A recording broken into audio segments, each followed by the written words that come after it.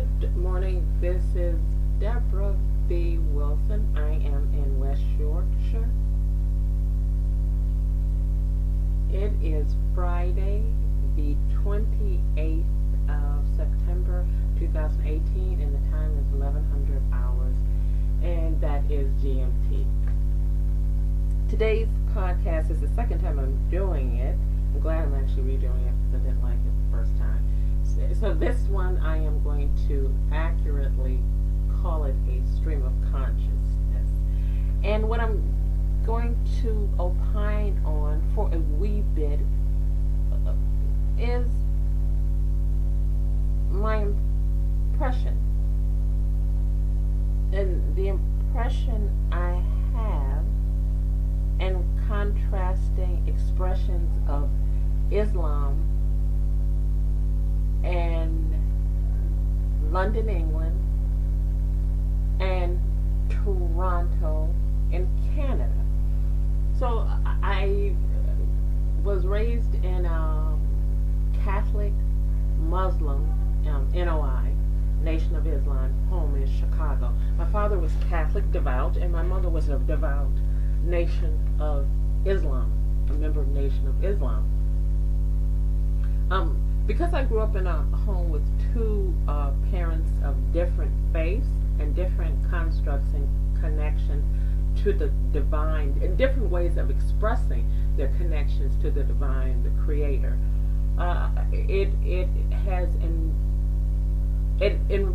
it informed me at a very early age of the elasticity of faith, and that religion is religion how you perceive it to be. So as a person of faith, I believe people make choices all the time, consciously and subconsciously, how to engage with the divine through prisms that might include where they were born, when they were born, how their identities are understood, where they are in terms of class, who and how they define their gender, who and what they are from a political perspective, the political context in which their faith emerges from. So I think all those things impact how clusterings of people that share the same faith experience that faith, and how we do as individuals.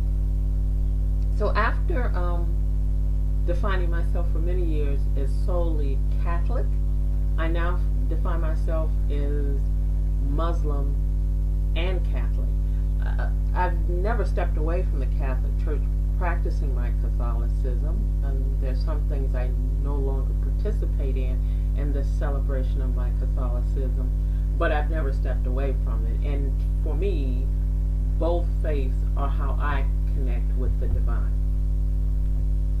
Nevertheless, there was a point in my life where I solely identified as Catholic. Then there was the point in which I decided a better description for myself was a Muslim, a person who is both Muslim and Catholic.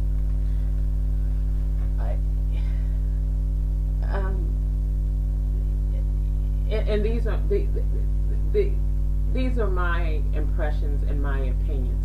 In London, England, I was actually more involved in the practice of my Muslim identity than I was in Chicago. I had a much closer connection and a more regular connection to the mosque I attended at that time in London, England.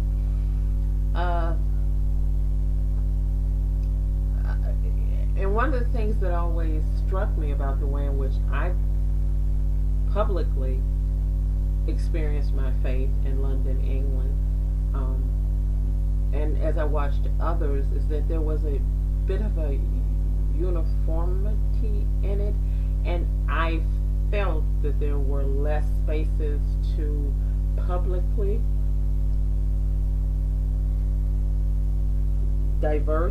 be diverse and still be under the the umbrella of Islam. I felt the spaces tended to be more conservative than not, and have more of an orthodox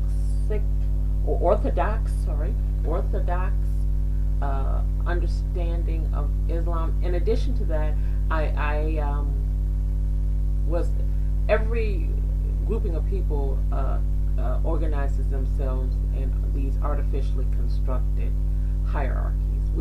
There isn't a place in the world that does not participate in that.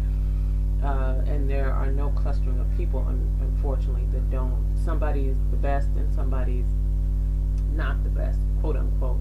And I experienced Islam here in the UK with the hierarchy being Arabs at the very top, with Saudis being at the top of that clustering of Arabs, and then at the very bottom being converts of color.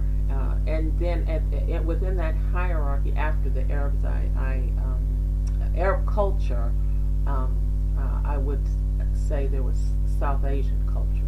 So I thought that the construct of Islam was through the prism of here in the UK.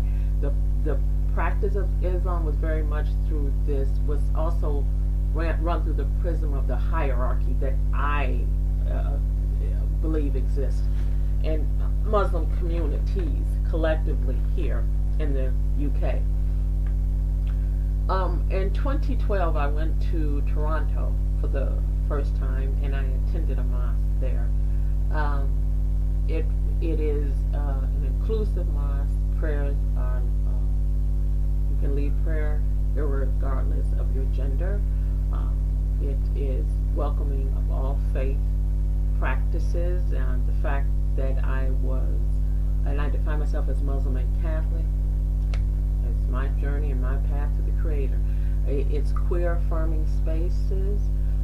People are at the mosque who are queer, and I think people are at the mosques in London, England who are queer, but the difference is it is socially safe to be out about self.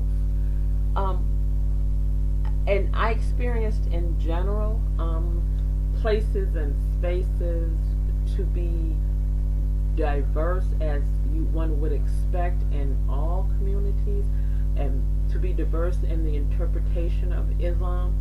I also experienced the realization that the practices of Islam ran through a prism of various identities and included ethnicity, and to be cognizant of that when worshiping with other Muslims, and not to impose artificially constructed hierarchies on other Muslims in your faith practices. If you're comfortable in your faith practice, rejoice in your connection with the divine, but to leave your judgments at the door.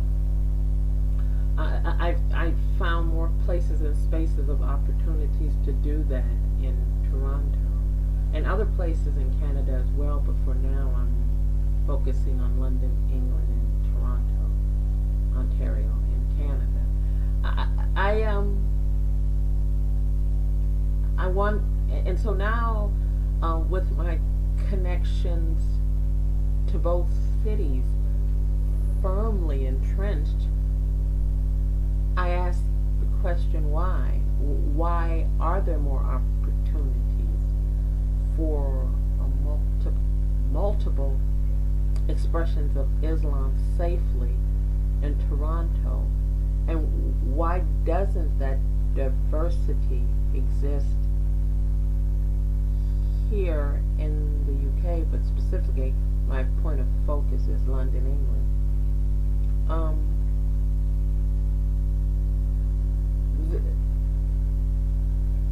I don't expect, nor should it be, that London, England in any way, shape, or form be an exact replica of Toronto. It shouldn't be, and there's no reason why it would be, but I do question, after experiencing worshiping in both spaces, why there is a difference.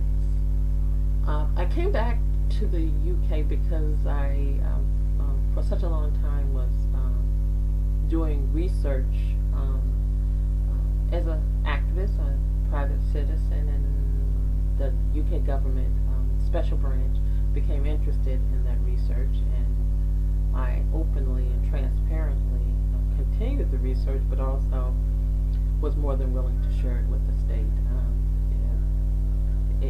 I am African American.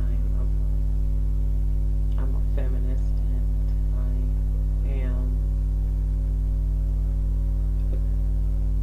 acutely concerned about the ways in which this the militarization of the identity that is Muslim has happened across the globe.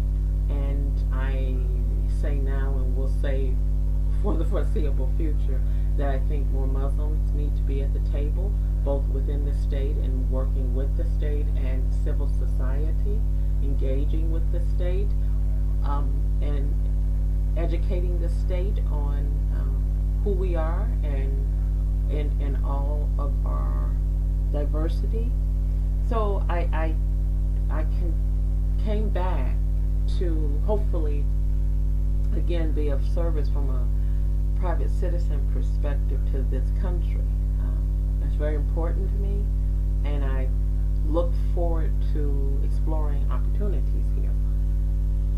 And in that returning, we are cumulative, and ourselves are accumulation of our experiences and the people and places we've had the opportunity to engage with. And in that light, Canada is a part of me now, a part of me that I hold very dearly. And Toronto and Winnipeg are places that are particularly special for me. And my faith home, one of my places that I refer to my faith as my faith home, would be Toronto.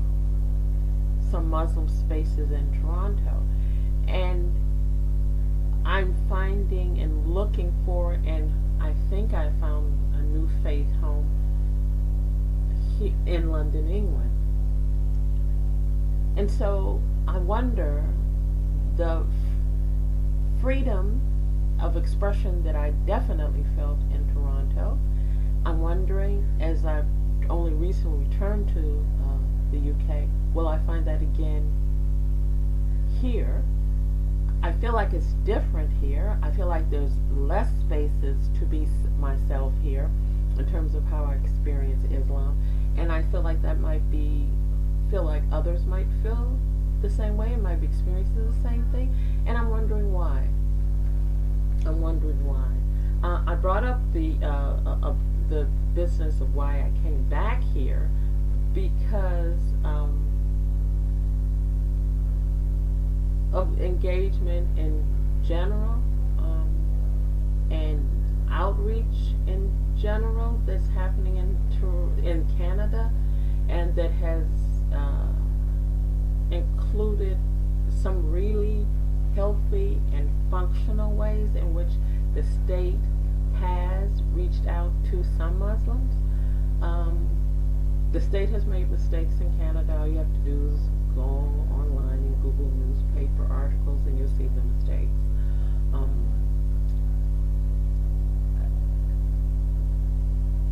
But I continue to ask myself why there appears to be more spaces and places for diversity and expression of Islam in Toronto as opposed to London, England. I'm going to post 2 videos about expressions of Islam in Toronto. One, it includes some comments from Dr. Amina Wadood, and she talks about the critical mass of queer Muslims in Toronto, and I think that that is one of the reasons that there's more places and spaces for diversity in expressions of Islam in Toronto, because there is a critical mass and of out queer Muslims, and where there is out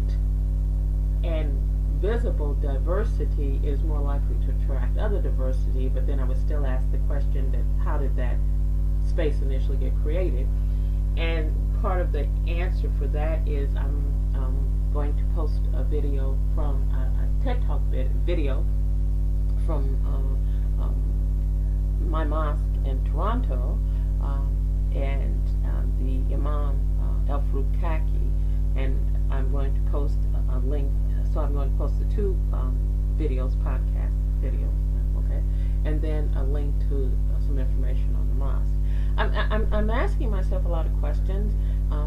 I think the space here in that is called the UK has some particularly unique and complex challenges, sociological challenges, security challenges, in terms of social cohesion challenges. I mean, if you want to be challenged, this is a place to be. If you want to contribute constructively, this is the place to be. It's the reason I came back. Again, I didn't feel like I was finished, and I felt like there was more service I needed to give to the country.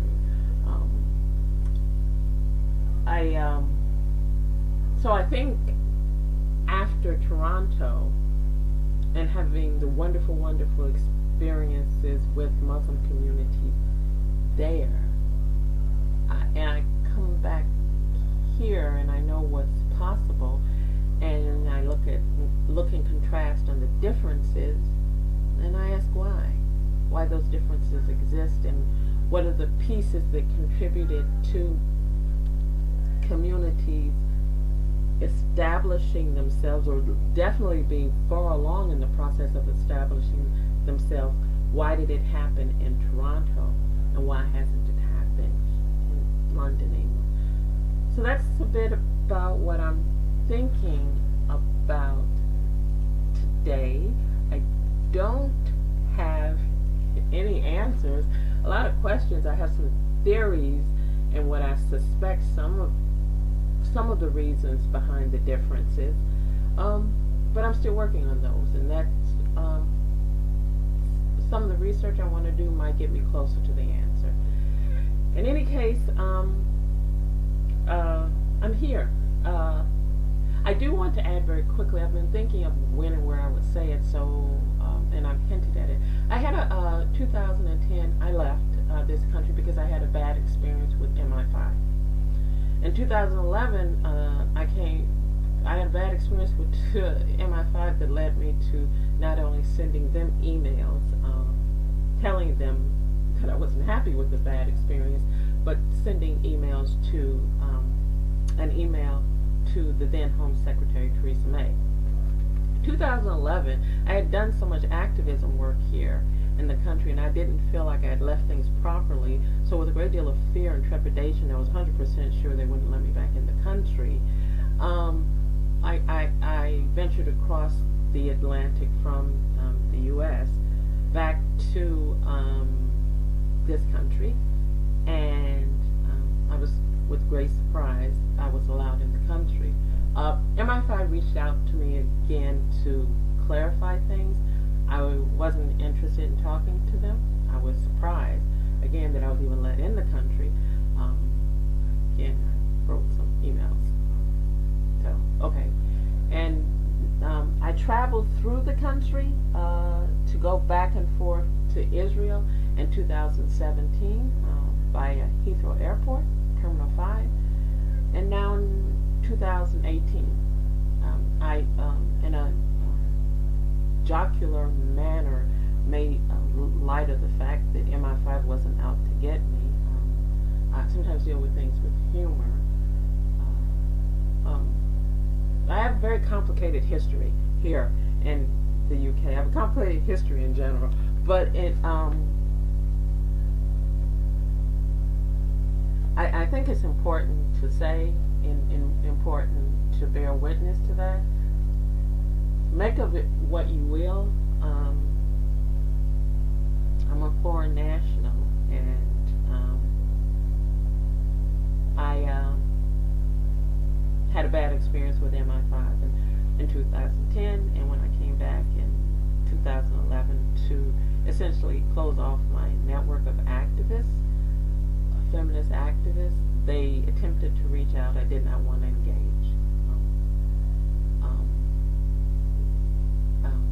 And I'm back again.